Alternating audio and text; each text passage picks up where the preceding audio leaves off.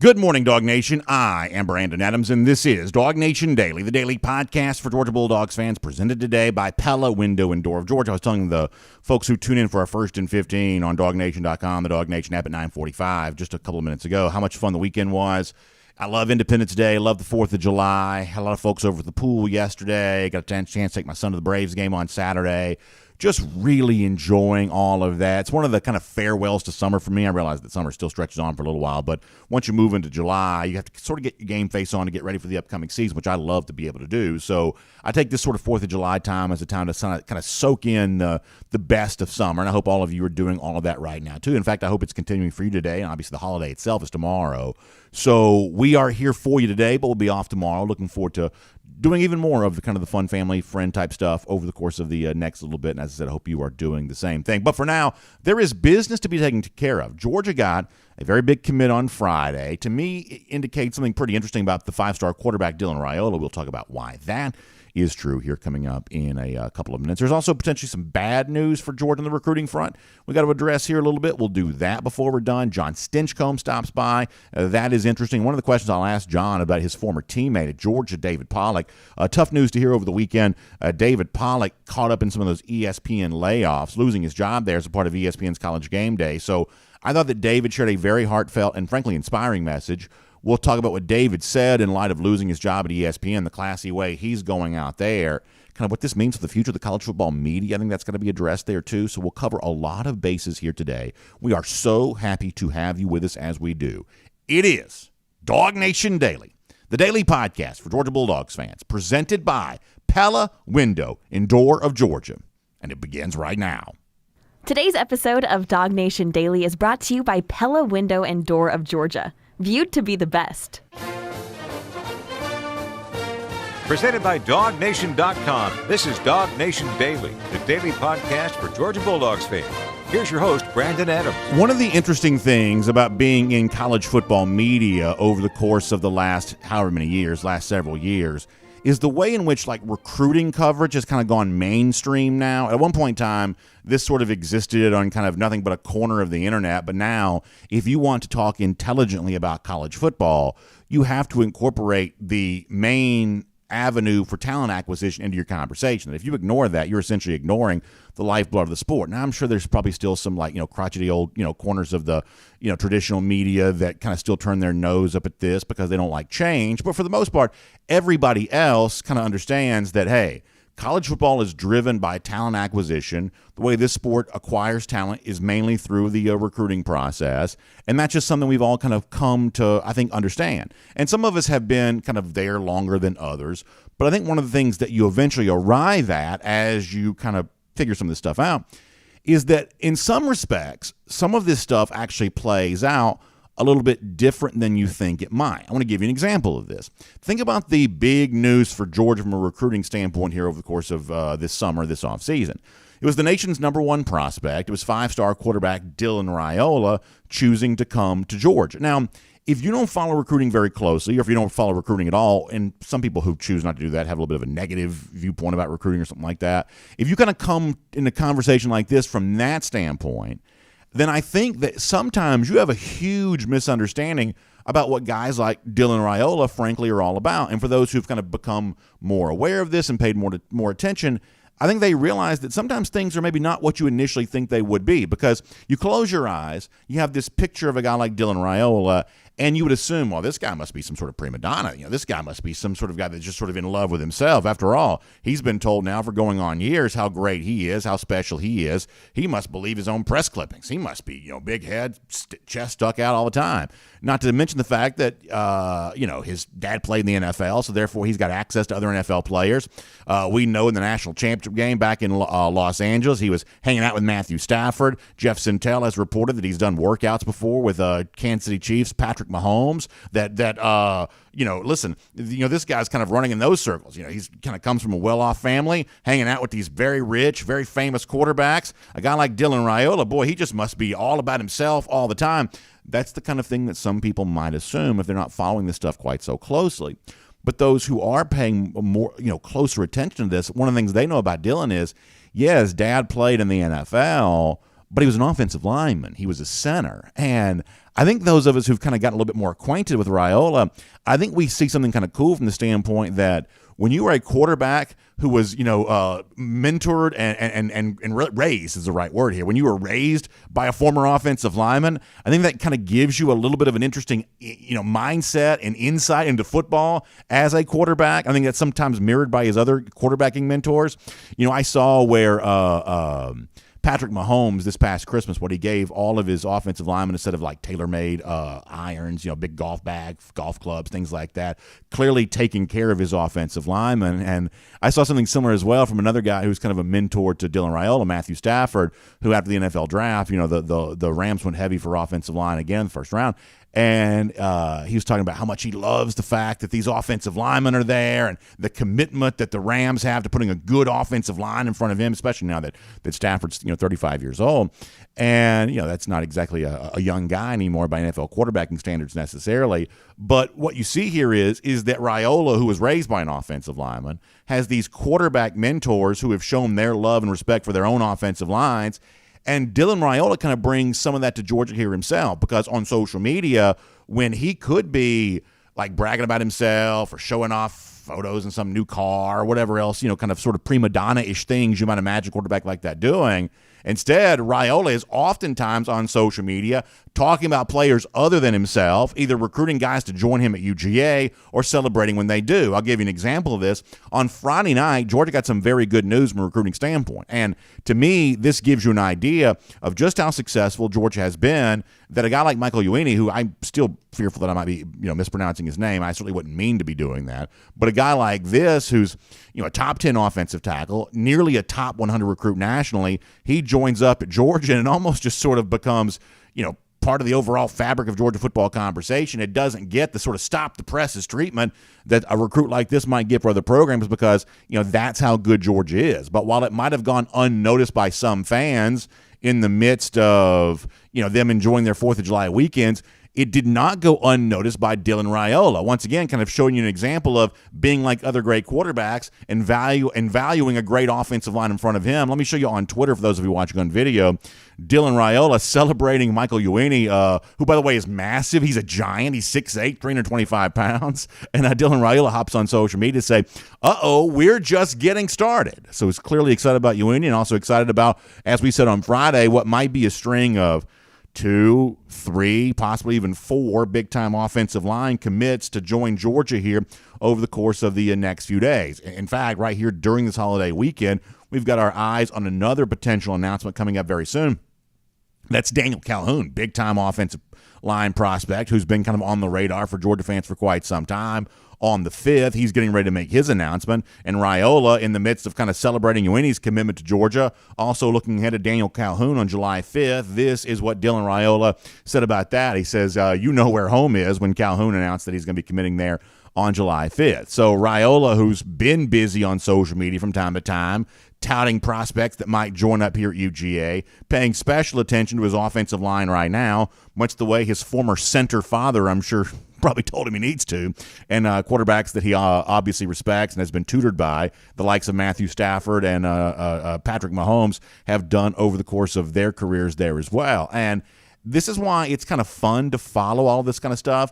Sometimes the recruiting stuff is sort of called a soap opera. It's like you got twists and turns, you got drama, unexpected things happen. In fact, maybe an example of some of that before we're done on the show today, and not necessarily good news for UGA. We'll get to that here in just a little bit. But beyond the sort of twists and turns of the drama, the soap opera, whatever else, there's also kind of a cool revealing of exactly what these players are all about. What we've seen from Dylan Raiola as a touted quarterback, number 1 recruit, and all the kind of accolades that could potentially make him sort of, a little full of himself, something like that. If anything, Dylan Raiola is full of, excitement and energy about who he can bring with him to Georgia, guys like Uini and potentially Daniel Calhoun, an example of that. In fact, as a way of kind of, sort of bolstering this point, let me go back to the Elite 11 finals in California, Los Angeles, a couple of weeks ago now, however long that was. Our buddy Jeff Sintel was out there, got a chance to connect with Dylan Raiola, and Dylan talked about how much he enjoys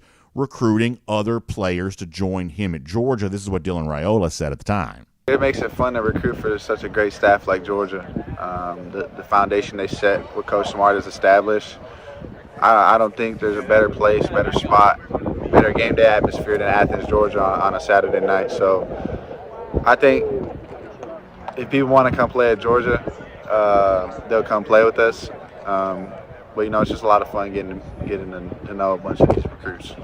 I have my DawgNation.com comment section pulled up, and Monkster, one of our commenters, says that Dylan appears to be a very mature, well-centered young man. I'm impressed. And I guess that's kind of my point on this, Monkster. I think you're exactly right, that we know that Georgia is a little bit different kind of program than other programs are. Georgia asks a lot of the players who come here. They're going to challenge them. And there are a lot of other programs that you might have a little bit of an easier path and you might have a chance at more individual glory. That's just a fact. And yet for some recruits, that's actually not as much of a turn on as you might think. Other recruits kind of like the idea of, I can go and be around other great players. I can go and be pushed to be the best version of myself. As a quarterback, you may say, I can go to Georgia, and while I may not be treated the same way that a quarterback at some other program might be treated, I'm going to be a part of a program, though, that puts such a great value on offensive linemen that if I earn the right to be the Georgia starter, I'm going to have guys like Uini and potentially Calhoun and all the others that are going to be, blocking for me here in the future. And that sort of feels like a very good place for a guy like Dylan Raiola to be. Recruits have a chance now in a way that maybe didn't exist in the past, sort of self-select and make a decision going in, but the program that sort of feels right for them. And a guy like Dylan Raiola seems like a pretty good match here for UGA right now. So to kind of wrap all of this up here for a moment, Michael Uini was a very big commit for Georgia on Friday night, and I mean that both literally and figuratively in more ways than one, a big-time addition. A lot of Georgia fans may have been busy and doing cookouts and things like that. They may have missed it, but Dylan Raiola didn't miss it. He knows why he chose Georgia. It's because of the things that Georgia has the capabilities to put around him. Raiola seems very happy with his decision, and the future of Georgia football seems very secure here right now. My name's Brandon Adams, and this is DawgNation Daily, the daily podcast for Georgia Bulldogs fans, presented today by Pella Window and Door of Georgia. And we are very happy to have you with us. So it's an off day for many of you. This kind of weird sort of day in between a weekend and a holiday. Many of you choose to take that off there as well. And if you did, I'm glad you're getting a chance to enjoy that. And I am incredibly thankful that you've chosen to make DawgNation Daily a part of your day off routine here. So maybe some of you who don't normally get a chance to watch us live, you listen later on. Maybe you're watching live today. If that's the case, well, we welcome you in, and we're just glad to have you a part of what we are doing. It's Facebook, YouTube, Twitter, Twitch on video, DawgNation.com too, of course, starting at 9:45 for our first and 15. Radio at noon, typically speaking, on Athens Sports Radio 960 The Rev. We're preemptive for the next 2 days because of the holiday. We'll be back live there again. Not live, but we'll be on at noon there on Wednesday once again, as we always are. And, of course, the biggest platform, the platform that started it all, right there on podcasts, Apple, Spotify, everything else. Just so thankful to have you as a part of our program. And an incredible thanks to our friends at Pella Window and Door of Georgia who make it possible because, listen, great studio like this, terrific producer like Kaylee Manziel sitting in today. We would not have any of that. Kaylee, after all, drives a hard bargain in terms of getting her time and attention sitting here. So I could not afford Kaylee if not for our good friends at Pella Window and Door of Georgia. And listen, when it comes to enjoying your house this time of year, Pella Window and Door of Georgia helps you do that because those incredibly quality, nice windows indoors. Listen, looking better on the outside, making your house feel better on the inside. That is what Pella Window and Door of Georgia is all about. Survey after survey, year after year, for folks here in our market area, they certainly recognize Pella Window and Door of Georgia as the brand leader on all of that. Better curb appeal, but also that kind of feel. You don't want like drafty house in the wintertime. You don't want that that stuffiness kind of in the summertime, that still air that sometimes kind of in your house when you have like improperly sealed windows, poor doors, when you have something like that. That's what Pella helps you avoid. It's the best way to take the best care of maybe the most important thing in your life, which is your house, your home. That's your number one financial investment maybe, and that's also maybe the place you have like the largest sort of emotional connection. Take good care of your home. Pella Windows and Doors give you a chance to do that. So give them a call, 678-638-1429. That's 678-638-1429. You can also find them online at pellaofga.com/DawgNation. That's pellaofga.com/DawgNation. Or stop by and see them. It's Experience Center right there in Duluth. Put your hands on the product. Find out what makes it different. Find out what makes it better. Make sure you check all of that out today. But when you meet them and talk to them, one of those Pella experts, make sure you tell them that BA from DawgNation Daily sent you over there to take good care of you, because I know that's exactly what they're going to do. They are viewed to be the best. That is exactly what Pella Window and Door of Georgia is all about. So make sure you check them out today. All right, we have a very busy show for you. We are not done talking UGA recruiting. Some kind of good news off the top. Admittedly, there was maybe some less than great news for Georgia on the recruiting front that we'll get to before our show is done today, at least a Georgia target who's decided to go elsewhere, and new information as well on another Georgia target who's going to get ready to make his announcement sooner rather than later. We'll cover all of that here in a little bit. I'll also take care of one piece of housekeeping just for a quick moment. So today is Monday, July 3rd. Tomorrow's July 4th. That is Independence Day. So tomorrow we will be off. No pre-recorded show, no nothing tomorrow. We're going to give our staff a full day off to enjoy all of that tomorrow. I'm glad to be able to do that. So no show tomorrow of any kind, but then back on Wednesday, just like always, and then rolling through everything on else after that ahead of the 2023 season and go for 3-23. We'll get that fully kicked off there on Wednesday, so y'all enjoy that holiday time there tomorrow. Now, before we talk to John Stinchcomb in a couple of minutes, let us also go around the Dawghouse here for a moment. And boy, I was really troubled over the weekend to hear some news involving one of John's former teammates at UGA. You may be aware now that there was a huge amount of layoffs at ESPN, and a lot of the folks who had lost their jobs were famous on-air analysts, broadcasters, people that you've maybe known and been a part of over the course of many, many years. And one of the guys that kind of got caught up in this was ESPN's David Pollack, who had been a big fixture on College Game Day for quite some time, and obviously a big fan favorite with many UGA fans because of just what a good guy David is, but also what a great player he was there at UGA. And I mentioned this on social media on, I guess it was Friday or Saturday, whenever, that this kind of came out officially. I think this raises a lot of questions for me, and we'll get to some of those questions here in a moment.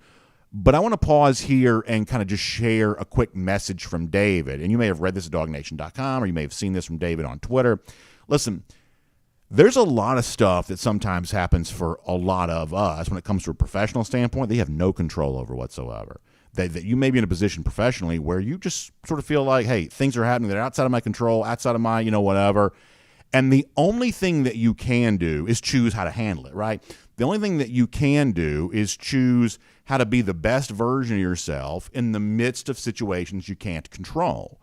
And I don't know that anybody could ever have modeled that better than what David Pollack did over the course of this particular weekend. That clearly he's not happy about losing his job at ESPN, you would imagine. And I'm sure maybe he feels like that he should still be there and somebody else should be gone. And yet, you talk about classiness, and you talk about the right perspective and the right mindset. David's not only a guy that we enjoyed cheering for as a football player. I think we got to be inspired by his actions there too, because I think he models the way to behave in the midst of challenging professional circumstances, something that all of us may deal with in some form or fashion at some point in time. So let me let you hear David Pollack here. Strong words from him on the heels of losing his job at ESPN. He was video on Twitter. This is audio for us, but it's the message from David. Take a listen to this. What is up, everybody? I think a lot of the news came out today, and a lot of y'all heard that I won't be brought back to College Game Day next year or to ESPN. And just wanted to say thank you to so many people. I just appreciate everybody along the journey. 12, 13 years ago, ESPN taking a chance on me, and all the people that I get to work with. Man, I got to work with so many great people and do so many things that was so awesome for so many years, and I'm just very, very thankful for it. And I don't know what's next. I have no clue what's next in my life, but one thing God's shown me all along the way, man, is He is for me. He's not against me. And NFL broke my neck, career's over, find TV.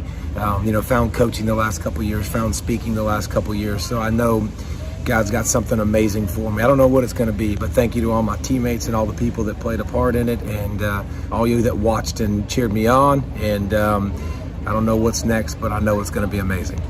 I think that's classy. I think that's inspiring. I wish that all of us, certainly myself for sure, we face a circumstance that might be challenging with our work, that we handle it with as much grace and as much dignity as David handles that there. I just think that's really, really cool from David, and one of the reasons why I have liked him as long as I have, and one of the reasons that many of you feel the same way. Now, on a completely different note about the same subject, I think this is troubling. And I got a very interesting collection of messages from some of you this weekend where people were saying, BA, you've been talking about this ESPN thing for a while, and I wasn't quite so sure I was on the same page with you, but now I'm starting to see what you've been saying.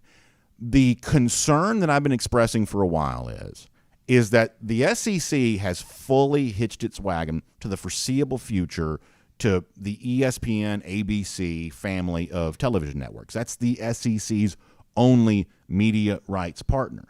And this huge collection of layoffs for ESPN shows you that what ESPN essentially is a very large failed business. ESPN has a lot of revenue. It's very big. It's obviously the main focal point of live sports on television. It is a very big business, but it's not a profitable business. And, we hear all the time that, well, TV drives college football. College football does whatever TV wants. We've heard that for a long time, that's the main source of the revenue that makes college football such a big business. But when you do whatever ESPN wants, which is what the SEC is kind of doing, right? When you make every decision on the basis of what ESPN tells you they want you to do because they're giving you these hundreds and hundreds of millions of dollars, if you're the SEC, I think you have to wonder, is ESPN going to lead our league into a better direction than it's led itself? Because whatever you kind of see going on for ESPN right now, ESPN has led itself into this direction. And sure, there are challenging circumstances. People's viewing habits have kind of changed. You hear about cord cutting, things like that. But still, ESPN has been in charge of its own demise here. ESPN has led the way towards its own situation here. And now ESPN is also leading the SEC in the direction that it thinks it should go because it's the one that's sort of paying for everything right now.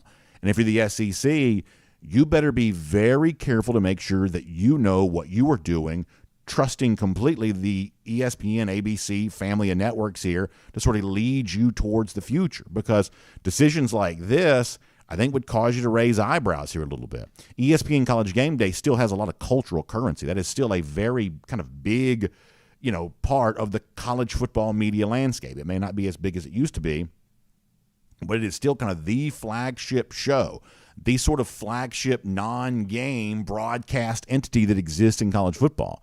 And a big part of that, the only part of that at any time of the SEC whatsoever, is gone. David Pollack. Now, Reese Davis went to an SEC school, but he's kind of just sort of the broadcaster type there. That's not really the role that he's in to express a lot of opinions, although he does express some opinions sometime. And the network that's all about the SEC now has a collection of analysts on its main show that went to Ohio State or went to Michigan or coached at Indiana or played at West Virginia. There is not a very SEC feel to the network that's in bed with the SEC here moving forward. And I'm not saying that alone is enough to condemn it, but boy, it raises an eyebrow here a little bit that the SEC and the ESPN folks, they are tied at the hip for the foreseeable future. And I'm not quite so sure that's a great marriage based on the current behavior of ESPN. Something worth watching. And that is Around the Dawghouse here today on DawgNation Daily, presented by Pella Window and Door of Georgia. Okay, before we are done, there is more recruiting news to get to, including big news on a big-time Georgia target and some maybe disappointing news a little bit on a name that we've had on our wish list for quite some time. We will cover all of those stories in great detail before we are all said and done. Prior to that, I want to go a little deeper into the Michael Uini thing. We talked about this from a Dylan Raiola standpoint a little earlier, but now I want to kind of get into this more about kind of what he is as a player and what exactly he brings to the future of the Georgia offensive line room and just how valuable it is to be just that big, right? I mean, it helps to be big when you play this game, and Uini's one of the biggest. So we'll get more thoughts on that from a true expert in this conversation. That is the former UGA All-American John Stinchcomb. Now, my guess is John's also got some things to say about his former teammate, and what was, I think, disappointing news for us this weekend to see him no longer a part of that ESPN family. So let's cover all of that right now with John Stinchcomb here on DawgNation Daily, presented by Pella Window and Door of Georgia. From Athens and across the SEC or wherever the recruiting trail may lead, here's a DawgNation.com insider. A lot to talk to John Stinchcomb about. We're glad to be able to get the chance to do that here today. John, kind enough to join us. And John, Georgia did get an offensive line commit over the weekend. I'm curious to get your breakdown on that in a bit, as you're often kind enough to do. But let me ask you about your former teammate, David Pollack. I was really disappointed to see him lose his job at ESPN over the weekend. We played the audio of what David said about this. Very classy in stepping away. He's going to have a million opportunities if that's what David wants to do. I'm not quite so sure what David wants to do, but he's going to have a million opportunities to do, whatever it is that he wants here. But I don't know, John. This concerns me a little bit when someone who's as college football as it gets, as entrenched in the SEC as it gets, when there's not room at ESPN for David Pollack, boy, it makes me wonder about ESPN a bit. Yeah, I was pretty shocked, mainly because he's done, I think, a really admirable job of offering some fair and opinionated commentary at times. And, for anybody who knows David personally knows that he's a guy who, he brings passion and he brings a strong opinion most of the time. And I think what he offered to College Game Day is going to be sorely missed. He wasn't the Georgia homer that some folks either wanted or projected him to be. I think, he was as critical at times of Georgia when he felt it was rightfully done. And then he was an ardent defender. One of the favorite clips I have of him or memories is when he's interviewing Nick Saban and was willing to point out the dominance of Georgia at the time. So I think it's a voice that's going to be sorely missed, and representation, as you just mentioned, of the SEC, that they're going to have to figure out in another way if it's not going to be from one of the best to ever play in the SEC at the very least, but across college football landscape. So I realize that fans, for the most part, I'm talking about broadly speaking here, they want to talk about what's happening between the white lines. They don't want to talk about the boardroom part of this or intramural media squabbles, things like that. That's not interesting to fans. They care about the actual action on the field. I get all of that. And yet, when you look at the current landscape of college football, what you see is that there are some Power 5 leagues, such as the Pac-12, the Big 12, the ACC. Their future is less than secure right now because of the fact they don't have great media rights deals in comparison to, like, say, the Big 10, the SEC, which have distanced themselves from the rest because of the kind of financial relationship they have with their television partners. But by comparison, as I've said many times here, the SEC is fully in bed with ESPN/ABC here moving forward. Fox is aligned with, the Big Ten's aligned with Fox and CBS, NBC.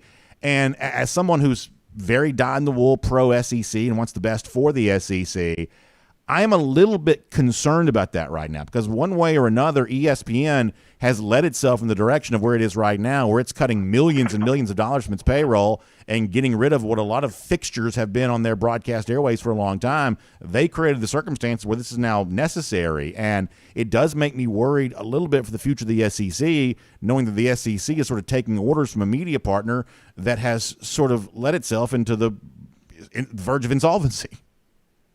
Yeah, it's pretty crazy to me. When, in addition to Pollack, you see the names of Susie Colbert and Coach Van Gundy and Jalen Rose. I mean, across the board, there's a lot of high-quality commentary and just characters that we've grown to love across all sports. And to see the purge that happened, I think it's pretty shocking. And I understand the direction of media, and a lot of it is streamed and online. But if you water down the content, let's be honest, the reason why sports is the juggernaut that it is because it's entertaining. And I think when you bring quality commentary into the mix, it elevates it. And there's a reason why we don't watch the games on mute, and some folks pick and choose the iterations on Monday night that they want to watch a football game. It's because it adds value. And I understand the direction of saying, golly, we're looking at our bottom line and cuts need to be made. But anytime you water down the quality of a product, it comes at a huge cost. And so I hope there's another shoe that drops, and specifically for the interaction of the ESPN and the SEC, representation matters. And there is obviously a glaring hole there in representation from the SEC that Pollack once filled, and they're going to need to find another answer for pretty quick. Georgia got I mean this literally and figuratively, a big recruit on Friday, Michael Uini, essentially a top 100, top 10 rated offensive tackle, giant of a man. This is one of those things that John, I sort of joked with some of our audience a moment ago, kind of flies under the radar at Georgia because UGA is sort of used to getting these kinds of commits, and this was, for all intents and purposes, a holiday weekend, so maybe didn't get the full attention of Georgia fans the way that it should. But this to me seems like a really big addition to the Georgia class overall, and I think kind of highlights what the future of this Georgia program is going to be, remaining as strong along the offensive line as it has been for these last two national championship seasons, as it expects to be for this upcoming season there as well. You obviously know this position so well, having played it at such a high level, both the college and in the NFL ranks. Have you had much of a chance to see Uini? And I guess what can you tell us about what Georgia has added here? Well, I think first let's comment on Coach Cyril's ability to step in and battle against Michigan and Alabama for these top recruits. So you look at the other schools that were coveting his play at the next level, and they're the best of the best across the country. And for Coach Cyril to be able to compete at that in the recruiting world the way he's done so far this year with 3 commitments so far and still a number of players in the hopper that are potential, it was a concern when we moved on from Coach Pittman to Coach Luke and now Coach Cyril's. Is there going to be a drop-off? And seeing a top 100, top 10 tackle commit to the University of Georgia who, 6'7", 290, I mean, that's a lot of clay for a Potter to work with. Yeah. And, a talent that is highly sought after. So it's exciting for Georgia for a number of reasons, and one of those being that Coach Cyrils is not allowing that drop-off in keeping the cabinets full of talent at the O-line position.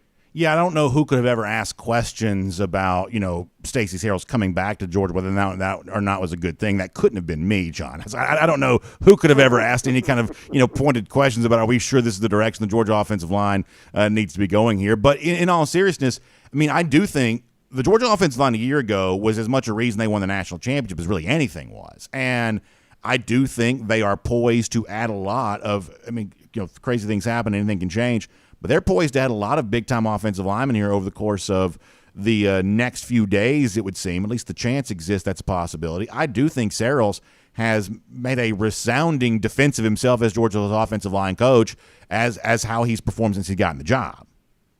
Yeah, and it's worth noting. And, I'm assuming there's more to come. But you look at the wins that he's had, and a lot of it has to do with the performance on the field. As a recruit, you want to make sure the program is succeeding. How about my position group?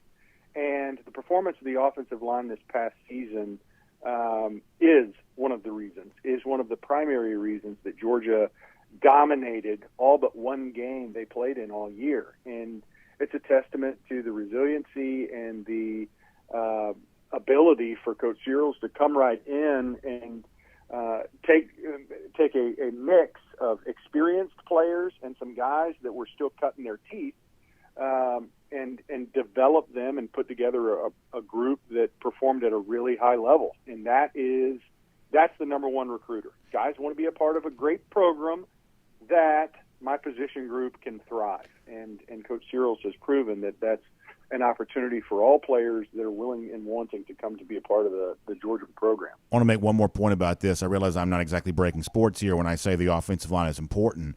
But, John, what I really believe you've seen happen in college football the last couple of years, and the transfer portal I think highlights this. If anything, big-time offensive tackles have proven themselves to be even more important than they used to be, and they've always been one of the most important things on the football field on either side of the ball. I mean, we see big-time transfers now at almost every single position. Georgia lost a promising prospect on the defensive line, Barry Alexander, going out to USC.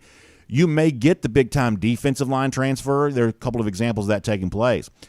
The list of big-time offensive tackle transfers is zero. They just don't exist. Look at the NFL draft, the tackles that got drafted. They're not transfer players, for the most part. The big-time offensive tackles, for whatever reason, seem to go and stay because programs, I'm guessing, do whatever they can to kind of keep those guys in their program. Marius Mims flirted with that prior to the 2022 season, ultimately stayed where he was. That if you get the big-time offensive lineman on your campus, these teams seem to do whatever they can to keep them in place, and therefore the transfer portal that's sort of the quick fix for almost every position it is not proving to be a quick fix along the offensive line. So Georgia winning these kinds of recruiting battles, Georgia having the kind of offensive line depth that it appears that it has here this season, John, that's the championship differentiator because there are a lot of teams who don't have it. I couldn't agree more, and it's not an easy position. It's something that has to be cultivated and usually takes time. There's very rarely a guy that can step in and perform at a high level. I mean, we've seen it at Georgia. But a more likely scenario is a guy like Mims, who comes in very talented. He's a high ceiling player. Everyone knows that his future has been bright long before he committed to the University of Georgia. And yet still, it's taken him time to develop his game. You look back a couple years in our game against Cincinnati in the bowl game, and their tackle goes down, and you see the depth was an issue and was a game changer and allowed Georgia to kind of come back and win it because of the amount of pressure. And I think that's the biggest differentiator among your high-level teams is your performance of your offensive line. And if we're going to highlight one position, it's at tackle. And because of the elite level of the outside linebacker and defensive end play that we see now, I mean, you see some highly talented, athletic, skilled nightmare of players coming off the edge from these programs, and if you don't have an answer for it at tackle, it's going to be a long day. And the programs that are able to have some one-on-one matchups with guys like Will Anderson coming off the edge and not have to kind of shift what you do offensively, it is a huge strength for a team, and Georgia continues to be one of those teams that you have the talent where you trust the guys on the edges to keep your quarterback safe, and that's a big differentiator from your elite level, high tier programs from your mid level teams. So I want to finish with one thing real quick, and I've kept you long, so I appreciate your time. We've had some fun over the course of the last few days with the idea that it was reported by Bruce Feldman that Michigan was going to have what it calls a beat Georgia period during practice. I've said before, this doesn't bother me at all. If anything, this feels like Jim Harbaugh showing proper deference to the best team in college football, UGA. Whether I think Michigan's actually capable of beating Georgia or not, I don't mind aspirational thinking. That's what I think that Michigan's doing here. We have talked a little bit to some of our former players, including Jake Fromm on Friday, though, about the idea that you would mention another team by name during practice, whether or not that's good strategy for Michigan. But ultimately, I think it's nothing but respect in the eyes of most Georgia fans. At least that's the way I think it should be viewed. What do you make of this story that's admittedly probably gotten a little bit more attention because it's just the middle of summer and there's maybe not quite as much left to talk about? What do you make of the idea that apparently Michigan has its sights set on Georgia with some of its upcoming practices? Yeah, I do see it as a sign of respect. I mean, to be the best, you want to beat the best. And Michigan knows that Georgia is the cup bearer and the standard bearer across the league. And, it's kind of funny. The Internet's undefeated with some of the responses that have come from it. And it's laughable, the commentary that has subsequent from the outlet of this information. But, for Michigan, it shows where they want their program to be. They want to be the best. And for Georgia, I appreciate Kirby's take that, we're not the hunted, we're going to be the hunters out there. But it also recognizes that across the country, everyone knows the program to beat. And let's recognize for an extended period of time, it has been the school to our west, and now it's Georgia. And it's because of Coach Smart's ability to raise the program, and now everyone is wanting what Georgia has been able to establish, and it continues to seek after, and that's the world's best collegiate football team. And for Michigan, I appreciate it. I also appreciate the folks that have pointed out they might want to start with a TCU day and build up. But it's good stuff all the way around. John, great to have you here. Hope you and your family enjoy a wonderful 4th of July. Is this the holiday where y'all get the slip and slide out and go into the pond? Is that the 4th of July tradition? It. Okay, I love it. We've shown this video before, and we may need to pull it back out again because the big former Super Bowl winning offensive tackle on the slip and slide into the pond is quite a visual to see there. But I'm glad to know that family tradition lives on. Yep. So hopefully the weather will hold up because we've got 100 feet of plastic ready to roll out and slide into a pond. It's a good time. John, that does sound like a good time. All right, y'all enjoy that. We'll talk to you soon. All right. All right. Appreciate it. Go Dogs. Yes, sir. Happy Independence Day. For sure. Let's take a look around the rest of the league. This is SEC Through. Yeah, so John, not to get into his business here, but got a nice pond in his home, keeps it well stocked, kind of a fun thing they like to do. But on the 4th of July, they also put like the long sort of like slip and slide type thing. It's like a homemade slip and slide, I guess, type thing, into the pond, and they take off. We've shown this video before. I don't believe I have it for you today, but maybe we'll get a chance to show it to you again sometime. And they just run, slip, slide right into the pond. Psh! Like, that to me seems like the way to celebrate our nation's birthday. In fact, I don't know that you get more American freedom than that. So, heartily endorsed by me, John Stinchcomb's way of enjoying the 4th of July and finding any way you can to cool off this time of year. Boy, it has been mega, mega hot over the course of the weekend. Don't really know what the storm front kind of looks like the next couple of days. Some of y'all are better at the weather stuff than I am.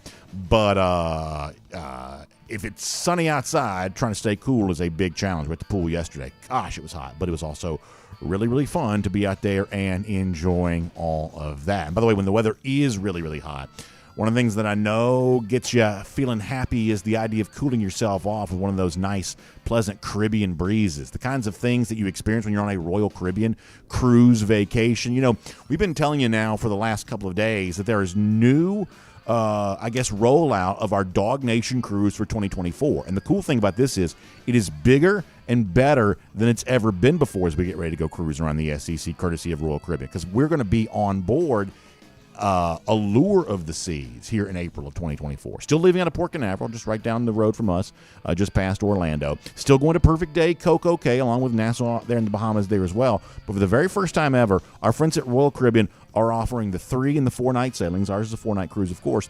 They're offering the 3 and the 4 night sailings on board an Oasis class ship. So truly, when you do something again, that you've been doing for the last couple of years, the challenge is, as an organization, how do you make it bigger and better than it's ever been before? Well, for us, that means being on board Allure of the Seas, one of the largest cruise ships at sea, and that's what we're going to be doing for our DawgNation cruise in 2024. So, our great friend Jessica Slater is a terrific travel agent, and she's got a wonderful website for you that you can go to, royaldogs.com. That is royaldogs.com. And you can find out how to be a part of the DawgNation cruise coming up April 2024. But also, while you're talking to Jessica, get information about Icon of the Seas, debuting this January. Get information about all the other cool things that are going on, the other Oasis-class ships and the typical traditional 7-night sailings that they are a part of. And make a great decision to be a part of a really fun Royal Caribbean cruise vacation sometime heading towards the end of 2023, early 2024, and then next spring, as we're all on board the DawgNation cruise together. Bigger, better than it's ever been. Already had a massive response to this. And boy, the momentum for this continues to build. All right, so let's talk some recruiting here as we're kind of cruising around the SEC for a moment. A lot of Georgia fans were disappointed over the weekend to find out that Justin Scott, the 5-star defensive lineman, I would say somewhat unexpectedly chose Ohio State. It seems like the conventional wisdom might have been that had Scott not chosen Georgia, he would have maybe chosen Michigan. In fact, I think Michigan was probably kind of viewed to be the favorite in all of this. But Ohio State steps up and wins. And there are a few thoughts kind of floating in my head about this. Listen, in recruiting, you're going to have these sort of knockdown dragouts, and you're not going to win them all. But the one thing I think that Georgia fans will do in a way that Ohio State fans kind of didn't do a year ago, because there was a similar battle that took place where Georgia emerged as the winner for Damon Wilson. And the same kind of whining that all the Buckeyes fans did about losing to Georgia in the Peach Bowl, they did the same kind of whining about losing the recruiting battle for Damon Wilson. I don't believe you'll see Georgia fans whining nearly as much about Justin Scott. At least I hope that you don't. Ohio State, they stepped up and won it. Georgia would have liked to have had him. Georgia will live on to fight another day. If anything, what this ends up being more of, I think, is an interesting window into – we talked Michigan a little bit. We talked Michigan with John Stinchcomb a moment ago. Michigan's been in the playoff the last couple of years, but their overall recruiting success has not necessarily reflected that at times. They've been kind of recruiting at kind of near the bottom of the top 10 or the top 15 or so. They've been okay from a recruiting standpoint, but it's not like they've had the big breakthrough from a recruiting standpoint, even after being in the playoff the last couple of years. But in the 2024 cycle, that appeared to have been changing, and really I think it is changing.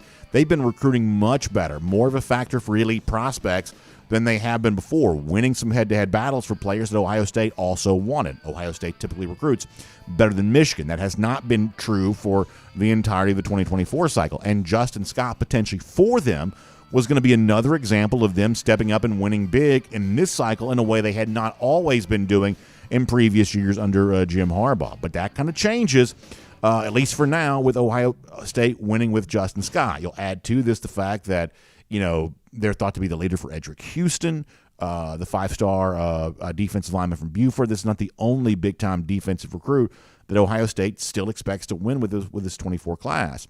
And, the other day, Ryan Day, the Ohio State coach, was on, I think it was Greg McElroy's podcast. And in that interview, if you watched it, you couldn't help but notice Day talking a lot about defense. This is second year coming up for Jim Knowles, the Buckeyes defensive coordinator. Knowles was the big spend, free agent acquisition, if you will, coming over from Oklahoma State to Ohio State. He's kind of been thought to be one of the best X's and O's defensive coordinators. And Ohio State needed a big defensive upgrade. Even Buckeyes fans themselves would say that. That's not just me kind of poking at them as a Georgia fan. Ohio State fans themselves would say they've needed a big defensive upgrade. Knowles supposed to help provide that. I'd say the results last season were somewhat mixed. Did not play better against Michigan. Gave up the 40-plus points to Georgia. It was a better defensive year, but it was not a great defensive year, I don't think, for Ohio State. Day is saying that this year, because of new quarterbacks and things like that, they want to lean on their defense even more. Now, the big mystery here is, and this is the one thing that I don't think you can discount, when you play offense the way that Ohio State does, can you also produce a defense the likes of which a Georgia or teams like that might have? There's no free lunch in college football. I've said that before, that if you make decisions with pace of play and style of play on offense, that you're going to feel the effects of that somewhere. Oftentimes defenses are harmed by offenses or programs that are totally devoted to the offensive side of the ball, including the pace with which they choose to play. So this is a little bit of a grand experiment here for Ohio State, but one of the things they clearly want to do, try to upgrade their defensive performances, win recruiting battles like this for Justin Scott. So for now, you'll, I guess, credit them for being able to do that. Now, the one question that Georgia fans also have is, okay, well, with kind of somewhat unexpectedly getting Scott, being thought to be the clubhouse leader for Edric Houston, that's not the only five-star defensive name that Ohio State's a big factor with right now. What does that mean for the future of KJ Bolden?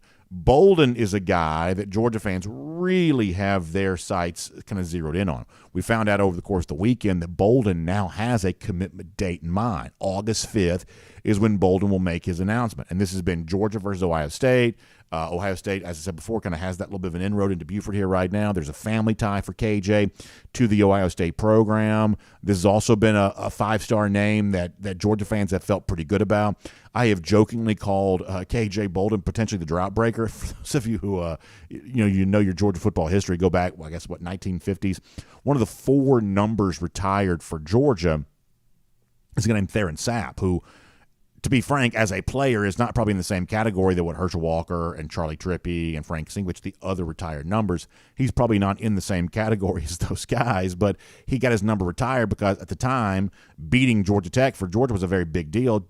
As hard as it is to imagine now, at one point, Georgia had a very long losing streak to Georgia Tech. Theron Sapp helped stop that. He became the drought breaker. That was his nickname, and he kind of lives on in Georgia lore because of that.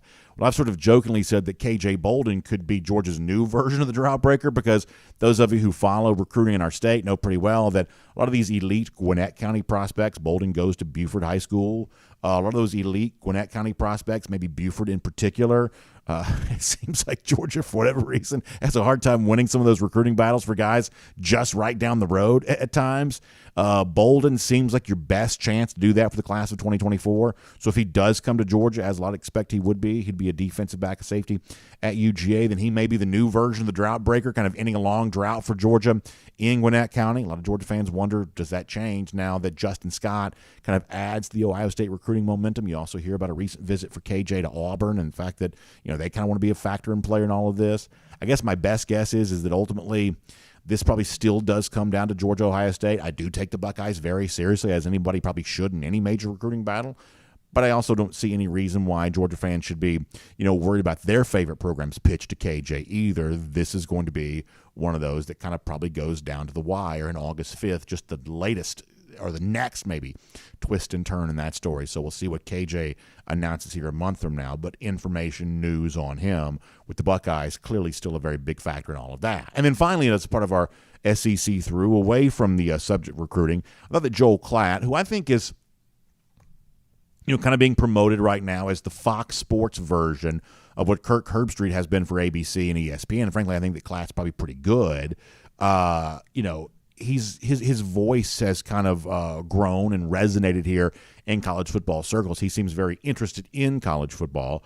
And on his own, podcast, he got some attention for something he said about Texas. I want to read this quote because I think it's kind of interesting when you start thinking about a year from now when Texas and Oklahoma officially join the SEC. Klatt expressing some skepticism about how Texas might fit in here in this league. He says, this notion that Texas is going to go all of a sudden roll into the SEC and start winning, it's very similar to the notion the Aggie fans thought they were going to roll in back in 2012 when they first came to the SEC. He says everything was going to be better, and it's like, no, they were exactly as they always have been, what they were in the Big 12. I think it's a very interesting comparison that a lot of Texas A&M fans back prior to 2012 when they came into the SEC thought there might be this fresh start, and Texas A&M would sort of finally fulfill its potential, kind of long viewed as one of those sleeping giant type college football programs because they had a lot of resource, a lot of fans, but very little in the way of tangible winning. Texas has certainly been an example of that for most of the last few decades. Think about all the teams that have won the Big 12 since Texas last won this league.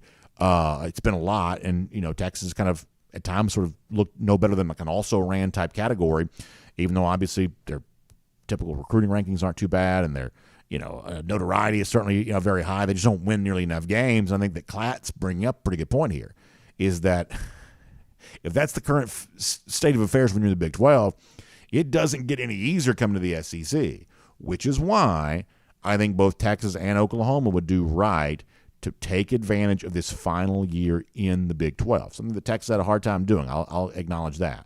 But I do think they probably have, if not the best quarterback in the country, probably the guy that's gotten less attention than he deserves and compared to others in Quinn Ewers. I think Ewers gives them a great chance to beat Alabama week 2 because that's a quarterback matchup that'll favor them. And maybe Texas, with the game against Alabama that appears winnable, and a Big 12 slate that's a lot easier than what they're going to face in the SEC, maybe they can prove Joel Klatt wrong here. I told y'all the other day, if you've been with us over the course of the last couple of weeks, my final kind of cruise show from the other day, I did pick Texas to make the playoff this year. And I told you as well, I don't feel good about that pick. A lot of you would probably want to make fun of me of that, and I am kind of bracing for it. I didn't love my playoff picks, but you got to find 4, and right now I would say finding 4 is not super easy to do. That I do think that Texas sort of has its moment to kind of finally show we are better than what guys like Joel Klatt think we are. Even though the evidence is on the side of guys like Joel Klatt, who seem somewhat dismissive of Texas, the evidence exists for why you would do that. But Texas, with the quarterback in place, with the soft conference schedule in place for this year, they have a chance to change that narrative. To a certain extent, Oklahoma does too. We will see what kind of momentum they allow themselves to enter into the SEC with next year. And for now, we'll make that cruising around the SEC, courtesy of Royal Caribbean. And boy, you want to talk about a phenomenon. Something we announced on Friday seems to already be taking DawgNation by storm, and I am so happy to be able to see that. In fact, I want to highlight that specifically right now as part of our Golden Shoe as we wrap up the program here today. How about the Finnish long drink peach flavor? All across the Peach State right now, our buddy Kenny, who's 13 Audax on Twitter, says, the Finnish long drink has got me in a peach state of mind this 4th of July weekend. I'm telling you right now, that goes great with whatever, like lake, pool, golf, whatever you got going here this weekend. It goes great with it. He says, go Dogs, go for 3 in 23. Hashtag Golden Shoe as well. Go for 3 in 23, get you put right to the front of the line. And frankly, enjoying the peach-flavored version of the Finnish long drink, a good way to get some attention from us there as well. So, Kenny, you enjoy it. I hope all of you are having a wonderful 4th of July weekend. No show for us tomorrow, back on Wednesday. But before we say goodbye to you, let's remind you, lousy, stinking Gators, what a miserable place that must be to be. 117 days from right now, it gets even worse. Georgia beats them again. That is our Gator Hater countdown. We'll see you back here Wednesday. DawgNation Daily, presented by Pella, Window and Door of Georgia. and on video. Time now for the R.S. Andrews Cool Down. R.S. Andrews, the one you turn to for your air conditioning, heating, plumbing, and electric needs.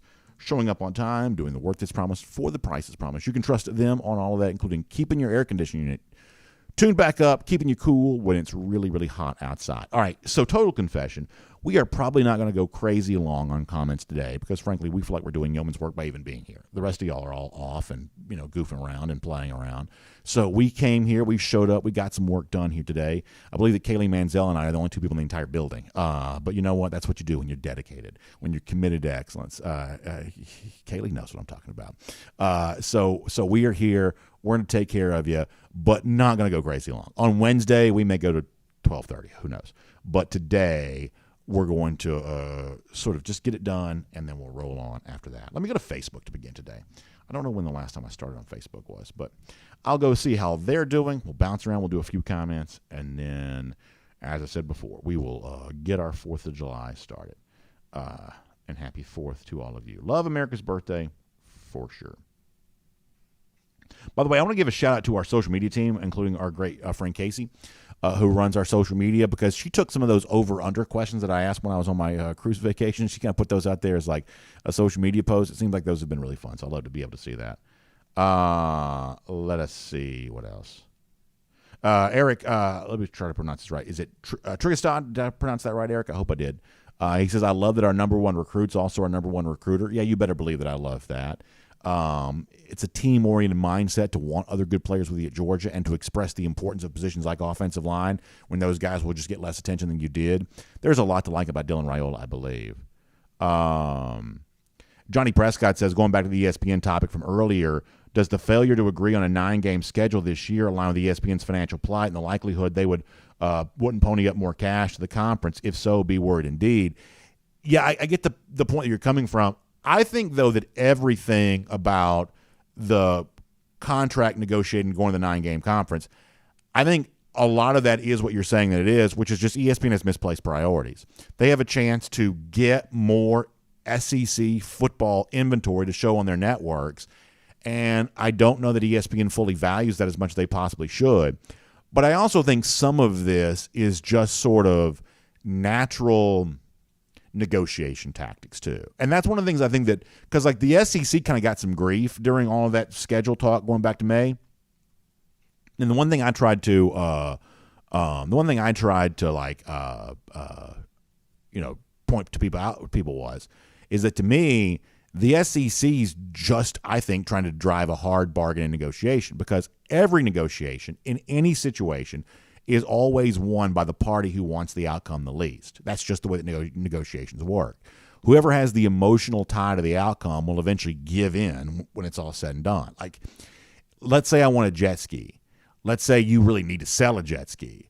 Well, whoever has the strongest feeling, I really want a jet ski, or maybe you've kind of overextended yourself, I really need to sell a jet ski. Like, ultimately, it's whoever kind of wants the outcome the most. That's the party that's going to lose the negotiation. So what ESPN is trying to do is sort of project the image of, yeah, we don't care, go to 8, go to 9, we're sort of fine with whatever. The SEC is also trying to project, yeah, we don't really care, we'll stay at 8, our programs seem to like that. So right now both sides are sort of trying to project an image of, yeah, we don't really care about the 8 or the 9-game thing. SEC sort of hoping, oh, ESPN, would you like for us to go to 9? Would you like a better slate of conference games? All right, well, let's prorate that. That's blah, blah, blah, $1 million. And that's kind of how ESPN is hoping that negotiation goes. But I think you're asking a very good question. Jamie Huff pointing out what a lot of people have pointed out, that the final moment for David Pollack as an ESPN broadcaster, I guess, ends up being telling Nick Saban to his face that Georgia now runs college football. So if nothing else, maybe David kind of called his shot on the way out the door, which is not a bad thing, I don't guess. I do kind of think it'll be interesting to see, what David chooses to do. Because, once again, not to get into somebody's like personal business too much, but like you think about who hires in situations like this. A lot of the former ESPN types, they end up working for say FanDuel or DraftKings or something like that. A lot of these gambling entities have kind of paid big bucks for some of the broadcast stuff. For whatever reason, and I wouldn't have a problem if he did, of course, but I have a hard time seeing David necessarily doing that. I think. I guess he could go to Fox. Here's the one thing that, and listen, it feels very weird to talk about somebody's money. And it just feels like a very strange thing to do. I don't count other people's money. I'm not in other people's wallets. But the one thing that David is that a lot of other broadcasters aren't, David's a former first-round pick. And David has sort of a 8-figure, paycheck in his past that a lot of other broadcasters don't really have. So while, if so-and-so, kind of journeyman, whatever, if he loses his job at ESPN, you better believe he's looking to work somewhere the next day because, a lot of these, ESPN types have, pretty high cost of living that they had to, go out and try to figure out. But in David's case, once again, I am not trying to get in somebody's wallet. That's, somebody else's finances is their own business. I genuinely believe that. But David has made a lot more money in his life than a lot of these other ESPN types have made. So, maybe we see David back on TV again very soon, but if he didn't want to do that, he wouldn't have to. And honestly, I wouldn't presume to know his thinking. So we'll see. We'll see. Let me get a couple others.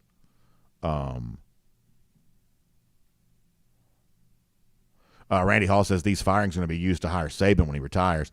I 100% believe that's what Nick Saban's going to be doing eventually. I do believe he'll be on ESPN's College Game Day. I just believe that's going to likely happen. Maybe Georgia can put him there this year, but Miriam Corbin says she's up in Boston. Alan Verbonchik says the lobster and clams are great. I do like New England seafood. And I tell you what I really like, Alan. You ever get out into like Maine, somewhere like that? They have like what looks like a hot dog stand, but it's a lobster roll stand. And I don't like mayonnaise on my lobster roll because I don't like mayonnaise. And listen, I'm as Southern as it comes. But you give me like a classic New England lobster roll with like they sort of squeeze the butter on there. Like the butter kind of comes in a what looks like a ketchup or mustard bottle type thing. So you get like the roll. Some people use a hot dog bun, but you get the roll. You throw the lobster on there. They call them chicken lobsters because they're about 3 pounds. They're all, like they just pull them out of the main water, just left and right. That little 3-pound chicken lobster, on a roll, squirt the butter on there on a bun. That is so good. That is so good. I have to say that is very, very good. I don't like the mayonnaise on my lobster roll, but I do like that New England style seafood. I have to admit that. I like to sort of stay on brand and talk bad about other parts of the country. But honestly, some of that New England seafood's not bad. I do have to admit that. Miriam, I do hope you enjoy yourself. I also got to go to Fenway Park one time. That was really fun. Really fun. Zach Adams says, I wonder if ESPN's having any regrets to all this backlash they've been receiving. So, no, they knew this was coming. If anything, there's probably a little bit of corporate embarrassment by the fact that you just look like a weak entity when you're cutting these many paychecks and things like that. But here's the thing that ESPN kind of also knows there as well, and this is very hard to understand, is like the average fan, whether it be NFL fan, college football fan, whatever else, they are not that into the media stuff. Like in a comment section like this, we end up talking about a lot of this kind of stuff because a lot of y'all are just more plugged into sports media. You're a live commenter on kind of a media type show. So just by nature, some of you are a little bit more plugged into media type stuff than the average fan is. Like the average fan doesn't even know that David Pollack isn't at ESPN anymore. That when you think about, when you measure your audience in millions or hundreds of thousands, the way that ESPN does, I'm a broadcaster doing a broadcast. The key word there is broad. Is that I think it's important to note that most people kind of only engage with sports on kind of a broad basis. They want to watch the game. They want to hear so-and-so says who he thinks is going to win the game. And they don't really go much deeper than that. And so, whatever might be going on behind the scenes is frankly just not that interesting to the average sports fan. It's just not. So, I think if ESPN is wise, that's what it realizes. If it's what it feels like it has to do, then most people will never know all these layoffs happen. If you're very into social media, if you read like some of the sports media blog sites, awful announcing, things like that, then you became kind of aware of this kind of stuff. But, there's a small pocket of, like, say, Georgia football fans that are sort of deeply entrenched in media culture. They talk on message boards. They interact with each other on social media. They, comment on shows like this. And I enjoy talking to those Georgia fans. But that is not really representative of the larger audience, and ESPN's audience is kind of the same way. Most of their viewers, to the extent they still have them, most of their viewers don't even know about this, and ESPN wants to try to keep it that way. Let us see what else. Oh, yeah, so Miriam says she's going to Fenway on Thursday. She says, I'm pulling for the Sox to win so I can sing Sweet Caroline at the top of my lungs. So I was there in 2010, and it was a really great experience. Like, I like baseball, of course, so I like going to these other ballparks. And one of the best that I've been to is Fenway Park, and it was just a really fun thing. I really, really enjoyed it. I really, really enjoyed it. All right, let me go over to YouTube for a moment. Like I said, we'll do a handful of comments, and we'll get ready to bounce after that. Let's see what else.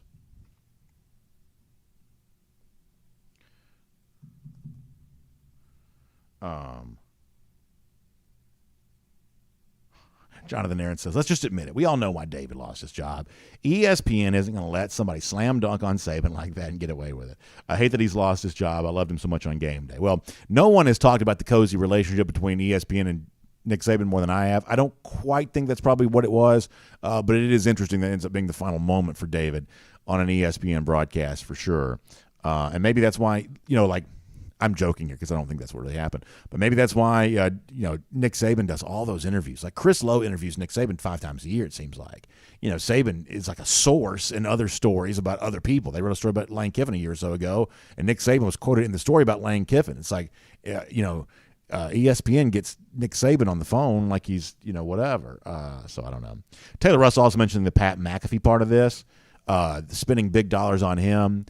Like the McAfee thing, I don't really get. And I'm not saying I hate Pat McAfee. I really don't have much of a feeling on McAfee whatsoever. There's no doubt that he is a phenomenon in doing what he does. And, I remember a couple of years ago when he was at WrestleMania, he was one of the most popular guys at the event. Like when he did his stuff in the ring, he got more cheers than almost anybody did. So there's no doubt that McAfee is huge with a certain type of, a younger oriented fan, maybe a little bit, someone who's kind of interested in like even if I could be Pat McAfee, I wouldn't want to be because I don't like doing like the profane stuff and things like that. I just do sort of a more family, like even if I had the freedom to do whatever, I would still do a family friendly type of show. And so McAfee's just a little bit different than that. I don't dislike him for being that way. I don't dislike the Barstool guys for being different that way. The broadcast world is very, very wide and varied. People can do what they want. There's, niche audiences out there for everybody, I would think, at least the potential of that. So I'm not anti McAfee. He's just not necessarily my cup of tea. But the one thing from an analytical standpoint I would say is it seems like one of the things that makes Pat is he sort of stands as kind of like the anti-ESPN. ESPN, they wear suits and ties, they sit like this, and they talk like this, and they follow kind of TV conventions. Like McAfee's thing is, well, I wear the tank top, and I stand up, and I shout, and I curse, and I do this, and I do that. Like that's kind of what has made him popular, sort of a Barstool style of, hey, you think you know what TV is supposed to be, but we do it wild and crazy over here. You almost wonder, can you still be that while working for, this sort of very, very traditional broadcast company? It's almost like ESPN brings in McAfee because it wants to appear cooler. But if you're McAfee and you go to work for ESPN, does that now make you less cool? Because I'm not saying he's sold out because, frankly, get your money. But can you go work for the traditional broadcast company and be the kind of cool guy, edgelord type thing that he's sort of, been thought to be in the past? I honestly don't know. That's not what I want on ESPN's College Game Day. Maybe that makes me an old, which is, I guess, fine. But I still want a traditional ESPN College Game Day, which is, for me, more of an analyst like a David Pollack and not quite so much, a Pat McAfee. But we'll see how that works. By the way, here's the other thing, too. They got to change the song now, too, right? Because Coming to Your City, talks about David. So they're going to have to change. They're either going to have to change the song completely or change the lyrics to the song, which will be a little bit weird. Stephen Venanzi says maybe we can get David Pollack on DawgNation again soon. Yeah, we had David on the show about a year or so ago. I guess it's about time to do that again. Maybe we'll do that. B.A. Ty Stone Cold Style says, what about David every week? I don't quite know that I've got deep enough pockets for David every week, but we'll see. Well, you never know. You never know.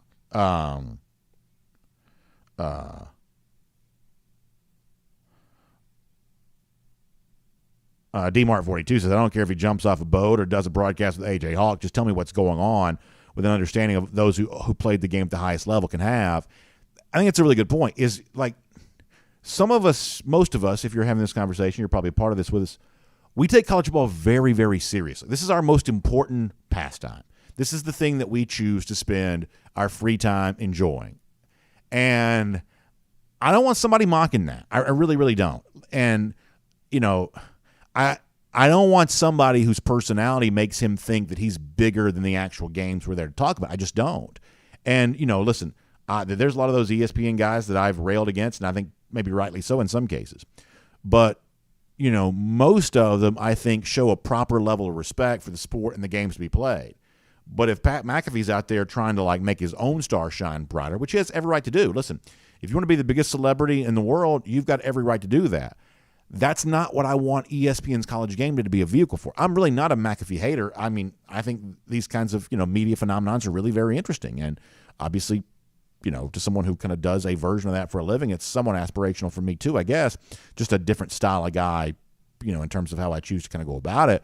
But I don't have a problem with somebody trying to be as big and successful as they can possibly be. But for most of us who love college football, we sort of already like college football the way that it is, and I don't know that we feel like the sport needs to change all that much. John Hendricks says, how about David Pollack as a defensive analyst for UGA? That would not surprise me necessarily. I do know that David, I guess, is pretty involved in the, a lot of times you see him on TV or like even the thing he did the other day.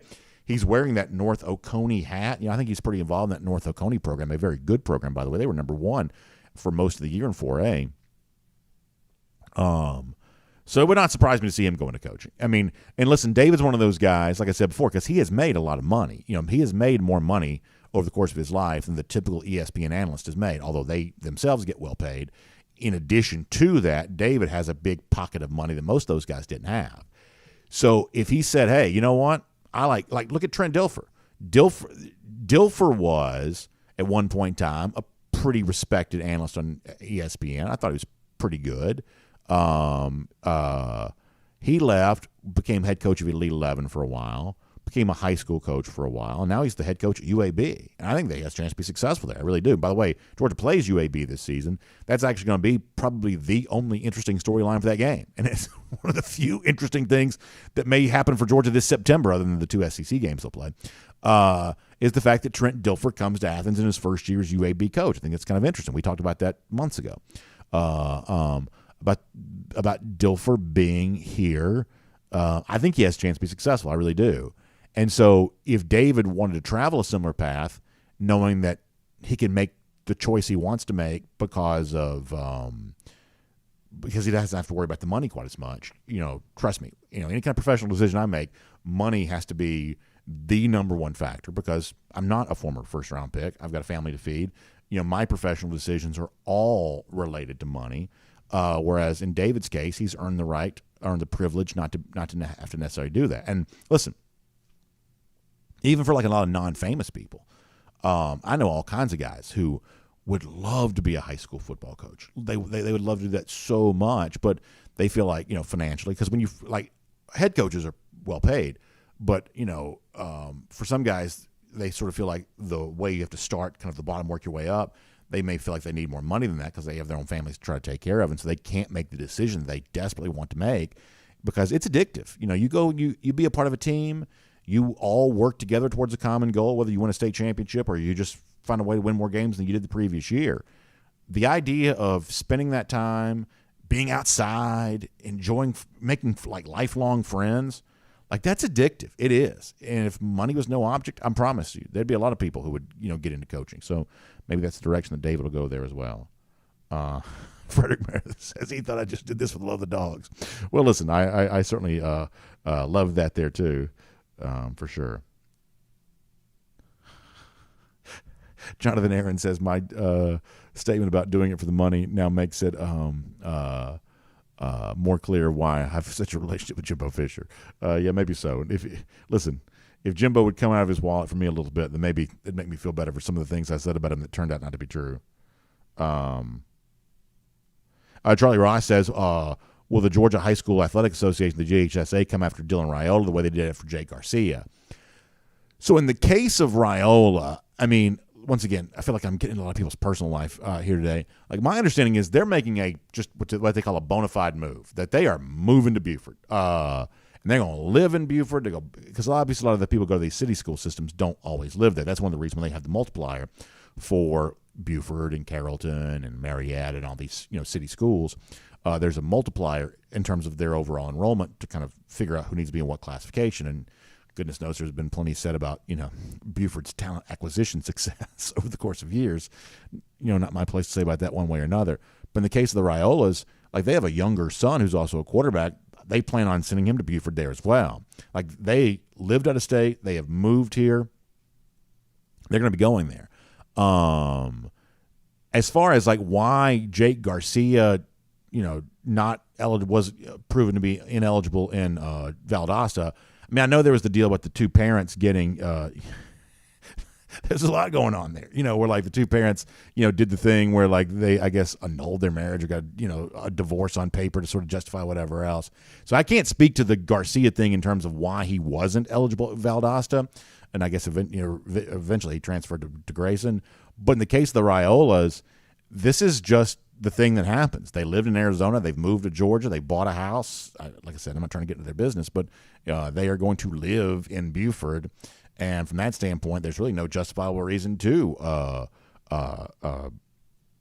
restrict his movement there. DMAR42 also pointing out it's the Missouri Tiger, Jake Garcia. Yeah, I wonder how much I haven't heard a ton from Jake in Missouri. Because he was at Miami, transferred to Missouri. Missouri desperately needs a quarterback. They've got, Luther Burden, at least for one more year, at the wide receiver spot. So it could get interesting there. I have not heard a single word about Jake Garcia since going out there. That could be interesting. Kaylee Manziel joins us. So I watched Titletown when it came out. Do you watch that whole show? I watched the whole show. Was it a good show? I mean, it was very. It was no QB1. Let's okay, say that. Sure, yeah. But anything with Rush Probst is interesting, and sure. He just got another high school coaching job out in Pell City, Alabama, the first one since. Is that right? The time. Yes, but the reason I'm sure this one will go fine.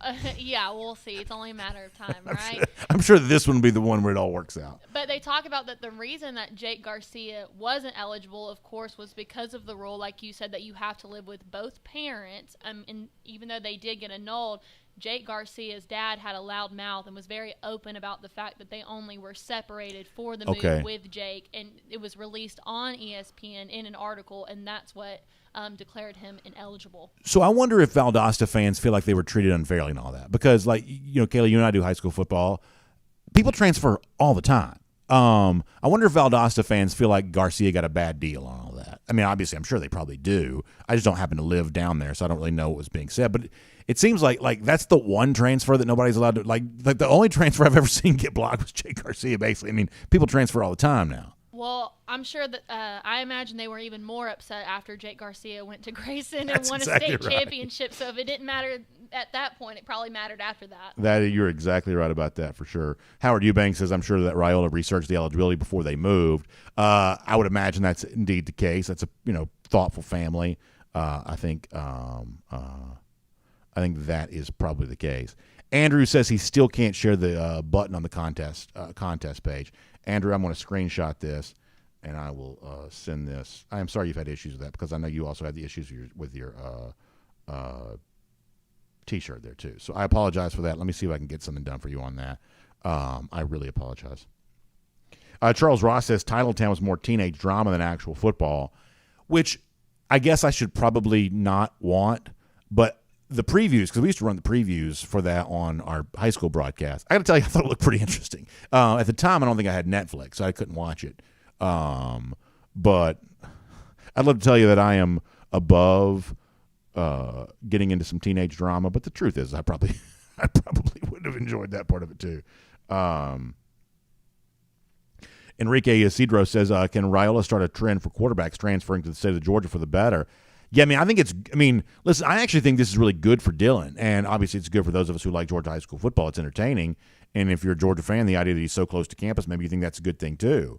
But I want players to play, and I want players to play against the very best competition of all. That's just, don't you want to make the best possible evaluations you can make? And if Dylan's out there carving up these 7A defenses, well, gosh, that's all you need to know. And if he's not always doing that, which, spoiler alert, he won't always, because these teams are very, very good, then that kind of gives you a realistic assessment of where he is entering his situation at Georgia next year too. There is a range of possibilities for a guy like Dylan. He may go down as the greatest quarterback of all time. Skill set wise, that's at least a possibility. He may struggle to earn the starting job, given the other players that he's competing with. That's a possibility. And then the actual likely occurrence is somewhere in between those two wild, disparate outcomes. So, it's easy to kind of imagine a guy, this guy can do no wrong, when in the case of his senior year at Arizona, and he stayed there, he would have been barely playing. He would have set out 5 games, basically played as a lame duck in the second half of the season. That's not very competitive football. But you come to Georgia, you're going to see, Buford Marietta, Buford North Cobb. You're going to see games like that. You're going to learn a lot about Dylan Raiola. Dylan Raiola's going to learn a lot about himself in a situation like that. How is that anything but good? I totally agree with you. A Low Country Dog says, let's be honest, pretty soon we're going to be watching the ESPN/Live SEC football, meaning that the Saudi investment fund is going to take over college football. I certainly hope that's not the case. Stick D says, after the Justin Scott thing, look to LJ McCray, 6'6", 260 pounds. He says UJ looking after him, so we'll keep our eye on that, Stick. Appreciate that. This is a very good question. Stick says, if you could pick any analyst, color commentator for the big primetime ESPN game, who would you want that to be? That is a very, very good question. Let me tell you what scares me a little bit. Here's what scares me a little bit. I think that Greg McElroy is sort of slowly climbing the ladder of being a pretty good analyst. And I don't really want that to be the case, but I do think he is quietly becoming a pretty good analyst. And I'd like nothing more than to hate on him because obviously he's a former Alabama quarterback and, whatever. But Greg seems to be doing this the right way. He is very into college football. He's one of these guys that, does a football show during the offseason too. So he's not like what I guess Kirk Herbstreit is right now, a guy that's just sort of like parachutes in right before the start of the season. Greg lives this life every single day. So from that standpoint, that gives him additional credibility in my mind. He's also working pretty hard at all of this right now, the best I can tell. Does morning radio every day. I'm not really conditioned to like Greg McElroy, but I got to say, Greg's doing a pretty good job. You must confess on that. Play-by-play guy, there are a few that I could go with, but one of the things that I really like, a guy like Tom Hart, who we've been lucky enough to have on our show, a good number of times, that's a guy who clearly likes the SEC product, loves college sports. I like having a guy, in a chair like that who's kind of been dedicated to the position. I'm sure I should say dedicated to the sport, at the SEC level. Tom has. Y'all know we're also big fans of Brad Ness for the same thing. I don't know where Brad goes at the end of this SEC CBS contract. Does Brad stay and do Big Ten games? Guess he very well could.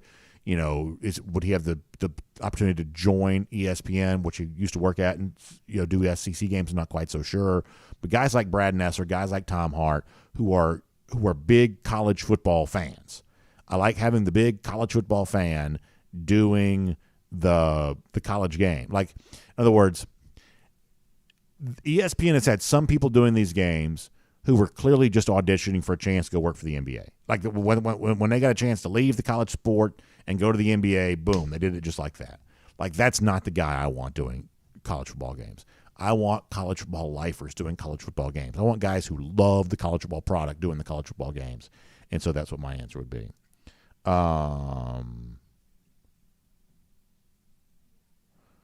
Let us see what else. Mitt Layton says he and his wife signed up for the 2024 Dog Nation cruise. Mitt, that is awesome. That is awesome. And yeah, Mitt, it's going to be bigger than ever before. Mitt is a great guy. He's got the comments with us from time to time, but also a guy we had a chance to hang out with. What a great guy Mitt is, and so happy to have him and his lovely wife back on board with us for the Dog Nation cruise coming up. Let us see what else.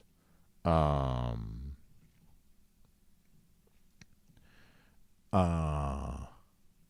Country Dog also reminding us that July 5th is the not Dog Nation, but the UGA takeover in the SEC network.